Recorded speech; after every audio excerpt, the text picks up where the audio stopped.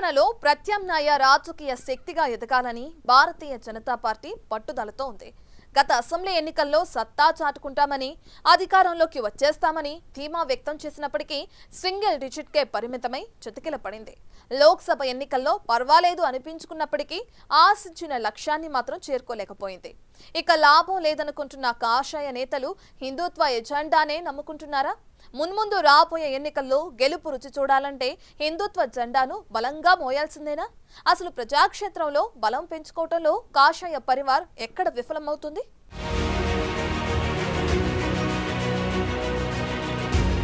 కమలదళం ప్రజాక్షేత్రంలో పోరుబాటకు road map ready చేసుకుంటోంది. హిందుత్వ, non హిందుత్వ ఫార్ములాతో తెలంగాణలో అధికారం అనే కుంభస్థలాన్ని కొట్టాలని స్కెచ్ గీస్తుందిట. ఇప్పటికే జన జాగరణ పేరుతో కేంద్రం అమలు చేస్తోన్న సంక్షేమ పథకాలు, రాష్ట్రానికి అందిస్తోన్న నిధులు, చేస్తోన్న అభివృద్ధి పనులు ప్రజల్లోకి తీసుకెళ్లటమే లక్ష్యంగా బీజేపీ ఫోకస్ చేస్తోంది. అసెంబ్లీ ఎన్నికల్లో 8 సీట్లకే పరిమితమై చతికిలబడినప్పటికీ తరువాత జరిగిన లోక్సభ ఎన్నికల్లో 8 స్థానాలు దక్కించుకున్న కమలం పార్టీలో ఒకంత ధీమా పెరిగింది. ఎమ్మెల్సీ ఎన్నికల్లో కాంగ్రెస్, బీఆర్ఎస్ లకు షాక్లిచ్చి బీజేపీ ఫుల్ జోష్ లో ఉన్నట్లు కనిపిస్తోంది. అయితే సంస్థాగతంగా పార్టీ బలోపేతం, అధికార పీఠం కైవసం చేసుకోవటంలో ఎందుకు విఫలమవుతోందనే చర్చ పొలిటికల్ సర్కిల్లో నడుస్తోంది.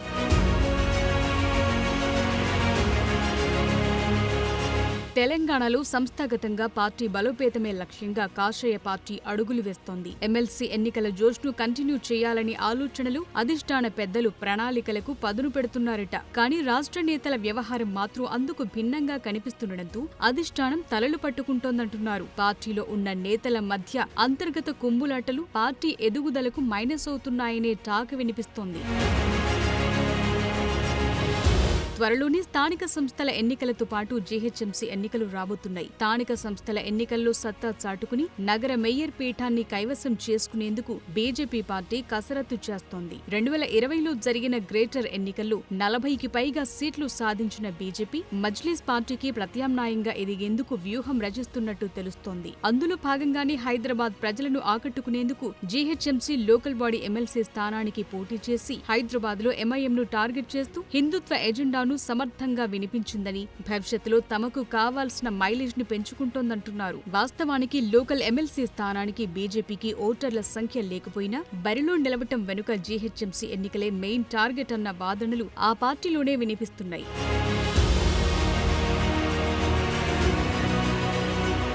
లోకల్ బాడీ ఎన్నికలు మరో 3-4 నెలల్లో రాబోతున్నాయనే చర్చ జరుగుతోంది. అంతేకాదు 9 నెలల్లో జీహెచ్ఎంసీ కౌన్సిల్ గడువు కూడా ముగియనుండటంతో బీజేపీ రాబోయే ఎన్నికలను దృష్టిలో పెట్టుకుని పార్టీ సంస్థాగత బలం పెంచుకోవటానికి వ్యూహాలు పన్నుతోంది. పార్టీ కార్పొరేటర్లు ఉన్న డివిజన్లలో వారిని, కార్పొరేటర్లు లేని చోట డివిజన్ స్థాయి నాయకులు కాస్త ముందు నుంచే ప్రజల్లోకి వెళ్లాలని పార్టీ ఆదేశించినట్లు కాషాయ శ్రేణులు చెప్తున్నాయి.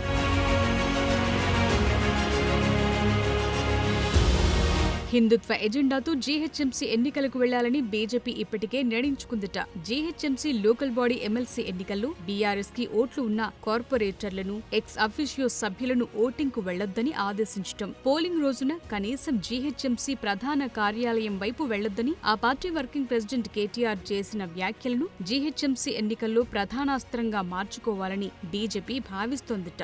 దానికి తోడు అధికార కాంగ్రెస్ పార్టీ ఎంఐఎంకు మద్దతిచ్చి తనకున్న 14 ఓట్లను ఎంఐఎం పార్టీ అభ్యర్థికి వేయించి గెలిపించిన తీరును కూడా ప్రజల్లోకి తీసుకెళ్లగలిగితే జీహెచ్ఎంసీ ఎన్నికల్లో అనుకున్న లక్ష్యాలు అందుకోవచ్చనే అంచనాల్లో పార్టీ నాయకత్వం ఉన్నట్టుగా తెలుస్తోంది.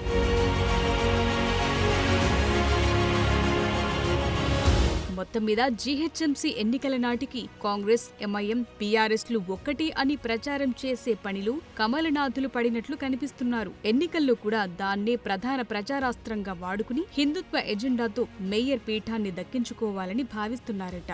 మొత్తం మీద రాబోవు ఎన్నికల్లో హిందుత్వ, నాన్ హిందుత్వ ఫార్ములాతో బీజేపీ వేస్తోన్న పాచికలు ఎంతవరకు ఫలిస్తాయో, అందని ద్రాక్షగా మారిన మేయర్ పీఠాన్ని ఏమాత్రం కైవసం చేసుకుంటారో చూడాలి.